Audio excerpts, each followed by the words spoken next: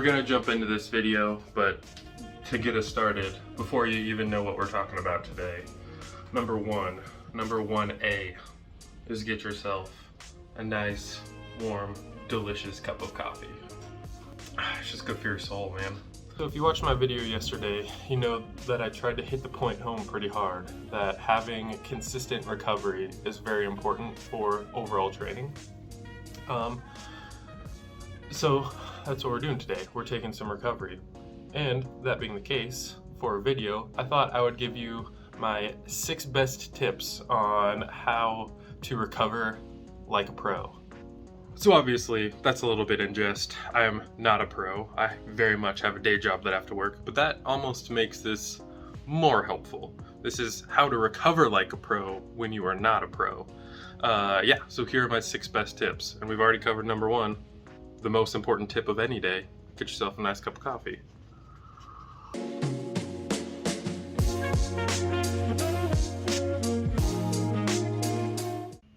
Planning out your week.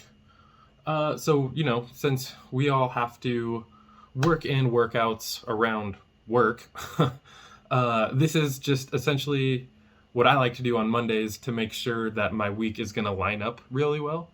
So if you use Training Peaks or Trainer Road or something of the sort, this is a good place to start. So I'll go in and just take a quick look to make sure that there's no sort of surprises. What this is nice for is that you can check to make sure that your workout days, and specifically your like hard workout days or longer rides, will match up well with your work schedule.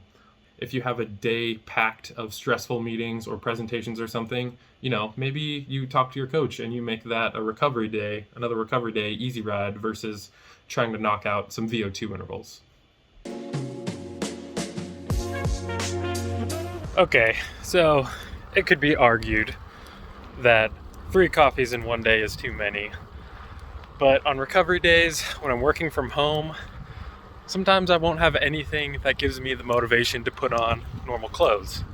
But cruising down to Necker is definitely one of those things. So that's what we're gonna go do. Gonna go grab a latte, enjoy it, catch up with the homie Grant, and then get on with the rest of our day. This is also the only time that I will be on a bike today. And it's nice. It's very nice out today. T-shirt weather, baby.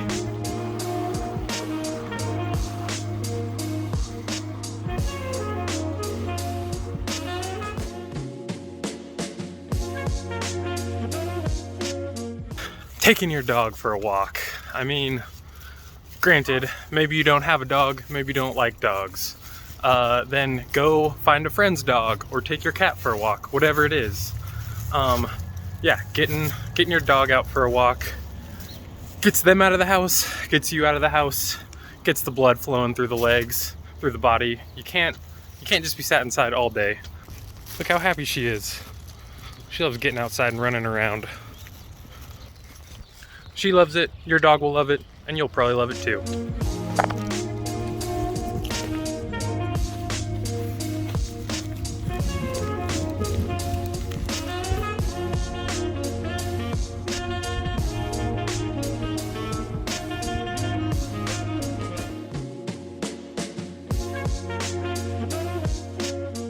Look, I get it. Get your chores done isn't what you want to hear. It's not what you came here for.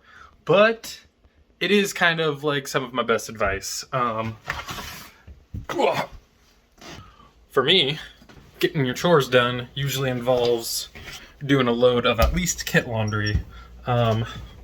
This is also, however, very much a do as I say, not as I do situation, where very frequently on Mondays, I do not get this done and then end up with nothing to wear. Exhibit A, literally this weekend, when I had to break out a skin suit that I was saving up for race season. Dishes is another one, especially when I'm home alone and riding a lot over the weekend. Cleaning up the kitchen is something that gets pushed very far to the bottom of the list, to the point where I am way too embarrassed to actually show you the state of the kitchen right now. No, don't get to see it, but I promise you, By the end of tonight, it's gonna be clean. Probably. And again, I get it. Like, on your rest day, you just want to kick your feet up, you don't want to do your chores. But it is one of those things where, you know, it's going to pay dividends if you knock it out on the day where you don't have the stressors of riding, so that when you do start your week, your training week, and, you know, you're coming home feeling pretty wrecked every day, the last thing you want to worry about is like, oh, I have to wash my kit tonight, or, you know, before I can even eat food and make my dinner, I have to go and do a bunch of dishes. So getting it out of the way today, it's a bummer, but you will thank yourself. Future you will thank present you for just knocking it out.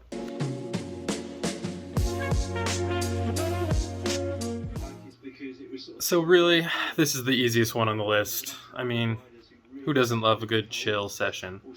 But it's also probably one of the more important ones on the list, just because training hard is very stressful, not only on your body, but on your mind as well. You know, it takes a lot of mental energy to wake up every day, knock out some work, and then go get on your bike and knock out miles and hard training sessions, you know, hard intervals.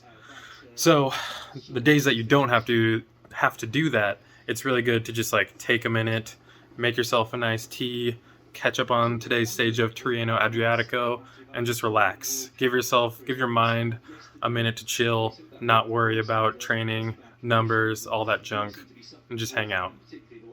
It's basically what Rory does all day. Look at this. Look at how relaxed she is. You ever seen a being so relaxed before? I think not. So that's exactly what we're out here doing tonight. London Fog, Tim DeClercq on the front. Things are good.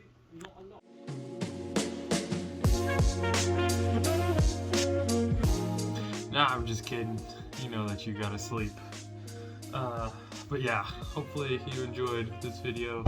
It was really just for a fun thing to keep things rolling while we had a day off the bike. But yeah, if you did enjoy it, please consider subscribing, and yeah, we'll be back to it tomorrow, back on the bike and firing all cylinders in a big way, honestly.